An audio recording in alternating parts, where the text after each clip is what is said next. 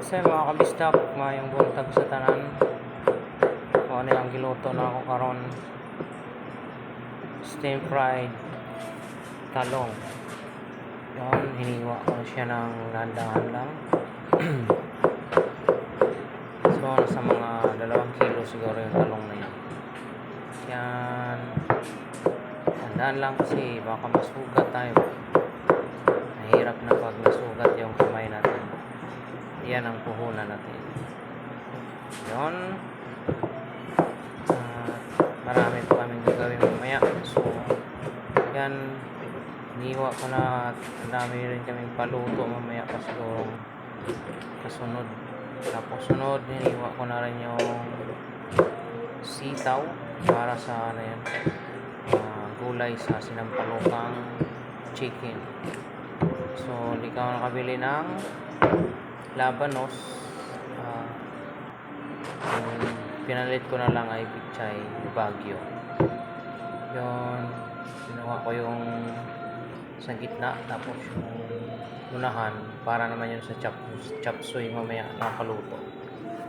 Yun, at niready ko lang yung mga gulay niya dahil mamaya isasalang ko na rin yung sinampalukang manok.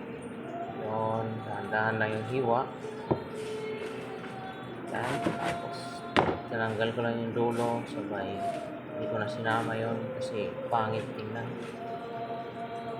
At yan, naayos ko na yung gulay ng sinampalukang manok. Tapos yun, dagdag na ako ng panggisa ng sinampalukang luya, bawang, sibuyas, kamatis. Tapos nire-ready ko na yan. Yan,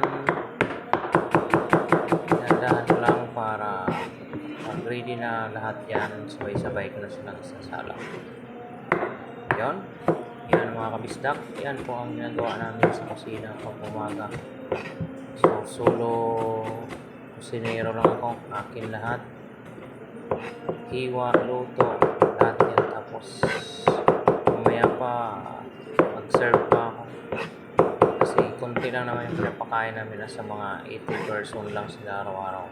Minsan 50 lang bumababa o 40, hindi lahat kasi take out madalas yung iba. Yun, at yan, inumpisahan ko na siyang linisin ang sangkalan. Kasunod, nagdagdag na ako ng bawang at sibuyas.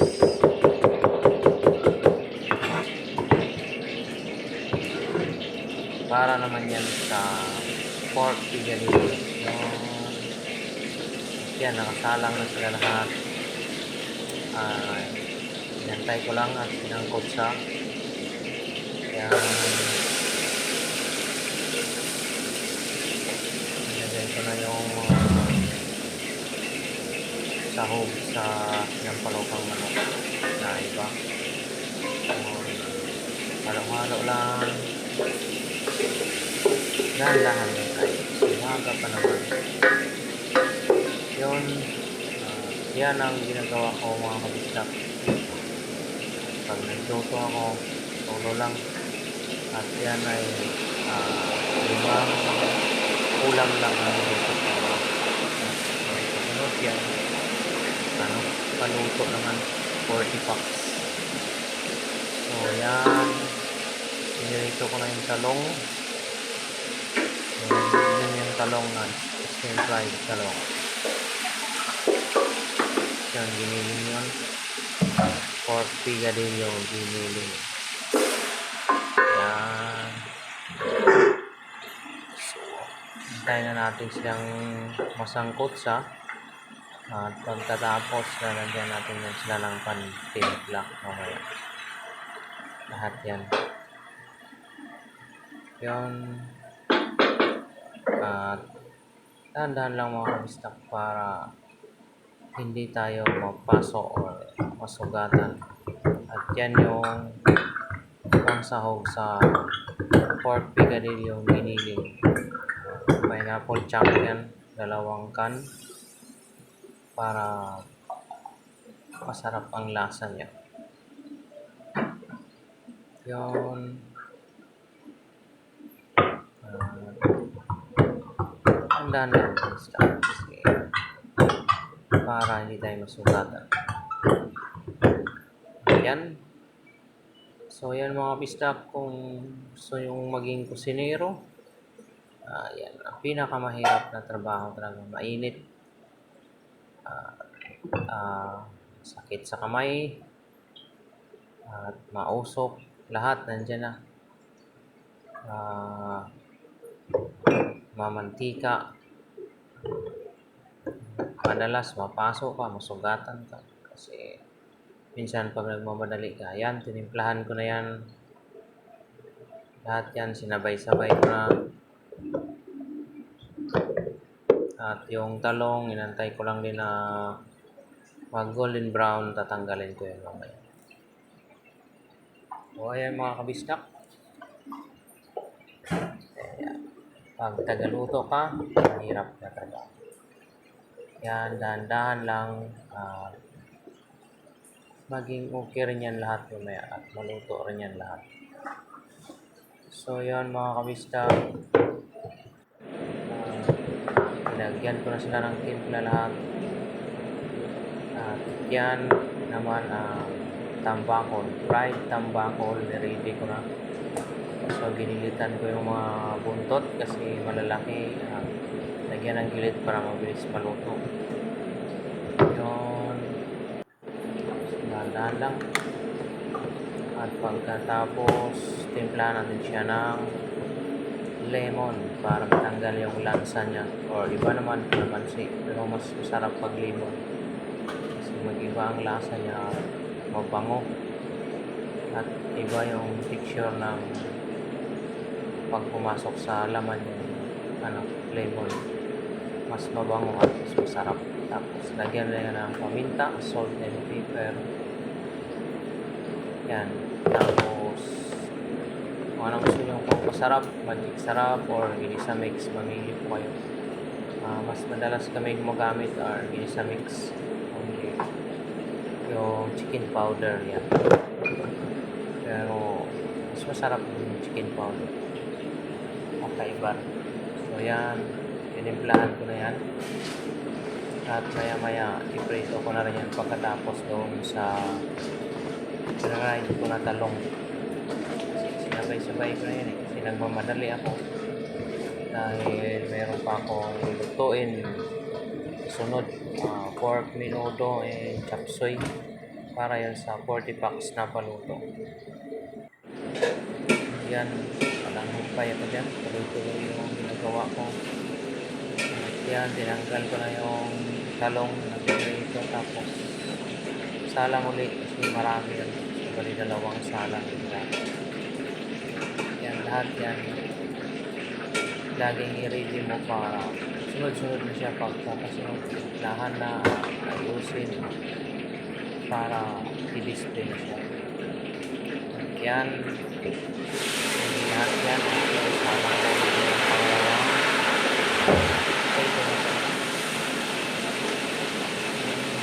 dahan-dahan lang mga stop. Cooker yan lahat. At yun, pagkatapos nyan,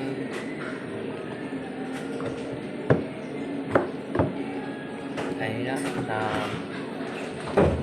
tadtad na ako na ng sahog doon sa pork pigadillo, gini, patatas, carrots, big pepper. Isa-isahin mo yan, iusin mo, bigyan mo ng design para maganda tingnan pag naluto. Yun.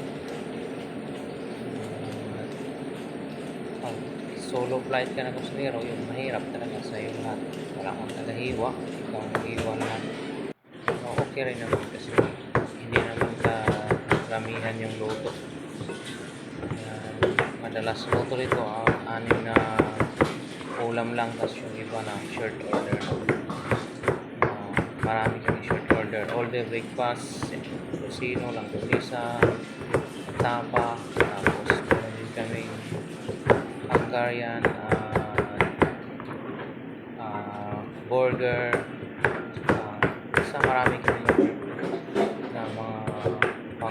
breakfast. Gusto nyo, may carbonara, big macaroni, tsaka pansit canton, pansit bihon, sutanghon. Meron din yun. Kumpleto kami dito. At yan na yung sahog kanina na hiniwa ko. Nilagay ko na sa sinampalukang manok dahil paluto na yan. Yun. At yan, sabay-sabay na yan mamaya pag-display. Ayun na yung sinampalukang manok luto. Nakita niyo yan? Yun. So, nasa mga 2.5 kilos. Yan. At ito naman ang kasunod yung pork pigadillo luto na rin. So, yan. Nasa mga 2 kilo rin mahigit yan kasi mayroon ng sahog.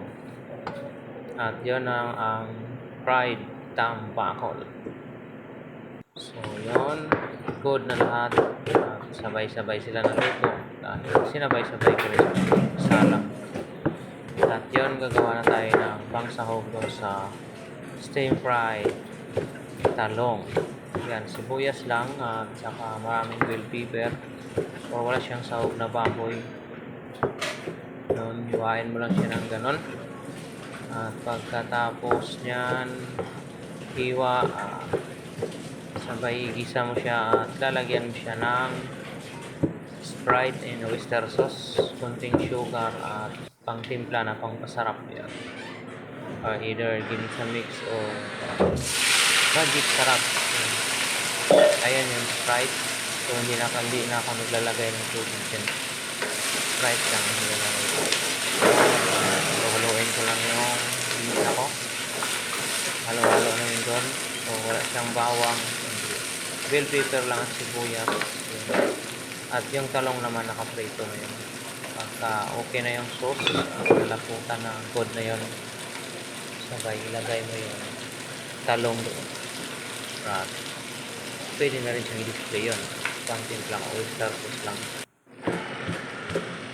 Konting sugar, konting paminta, at konting ginisa mix na pangpalasa. Yun, at ito naman yung pang-design niya sa ibabaw. Onion leeks. Para mag-iba ang kulay niya. At isa rin to sa nagpapasarap para bumango yung talong. At masarap kainin. So, yun. At yan na. Luto na siya. Nakakita niyo yan. Good na siya at display na rin yan. So, yun mga kabislak. At ito talaga yung trabaho ko. Yan. Gumawa rin ako ng Shanghai fried rice. Hindi ko na rin na-videohan. Good morning mga kabistak. Nagmamadali Happy na ako. Tuesday. Kanya, giluto na ako karong Yan, adlaw. okay na Fried kaya. tambakol, sinampalukang chicken, pork pigadillo, steam fried talong, and Shanghai rice. So, yun po ang menu namin. Yon. Okay na kaayo yan. Good kaayo. Lami kaayo. So mga kabisdak, ang niluto ko ngayong paluto, 40 packs. So hindi ko na videohan kasi super busy na talaga at hindi na kaya. Yon ang pork menudo and chop suey. Dito lang yan sa meeting nila dyan sa may harap ng cafeteria. Yon, okay na kayo yan, good na kayo. Lame kaayo. So mga kabisdak, kakatapos ko lang magluto. So mamaya may paluto pa ako. 40 packs. Umpisahan ko na pagkatapos. Yon, at nag-aabang na si Miley ng pa-order at si Anthony naglilinis. Maglinis lang din sila saglit kasi ako magluluto ng paluto na 40 packs. So, yon ang kasunod kong lulutuin. Okay kayo mga kabisdak, one love. Kaway, gabayan tayo ni Lord at si Lord maghari sa puso natin. Okay kaayo, lami kaayo.